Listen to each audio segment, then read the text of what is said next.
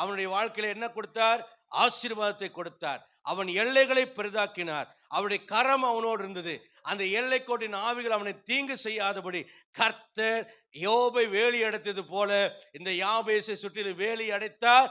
ஆகவே எல்லைக்கோட்டின் ஆவி அவனை தொந்தரவு செய்ய முடியல, அல்லது அதே நிலைமையில வச்சிருக்கிற நிலைமையிலேயே வைக்கல.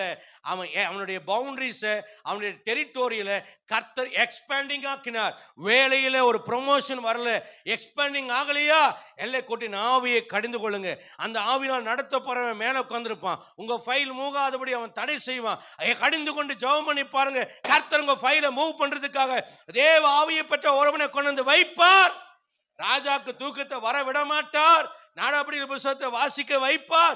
மொர்தெகாய்க்கு தூக்கு மரத்தை அவன் செஞ்சிட்டு இருக்கும் போது இங்க ஆண்டவர் அவனை குதிரை மேல ஏற்றி ராஜா வஸ்திரம் போட்டு அலங்கரிச்சு, ராஜா கனம் பண்ண விரும்புகிற மனுஷனுக்கு இப்படி செய்யப்படும் சொல்லு அப்படிங்கிற ஒரு திட்டத்தை கர்த்தர் உன் சத்துருக்குள் வாயில் மூலியமாக சொல்ல வைத்து உன்னை தேவன் உயர்த்துவார். எந்த வாய் உனக்கு தீங்கு செய்ய பேசுகிறதோ அதே வாயினாலே உனக்கு நன்மை உண்டாகும்படி கர்த்தர் காரியங்களை மாறுதலாய் முடிய பண்ணுவார்.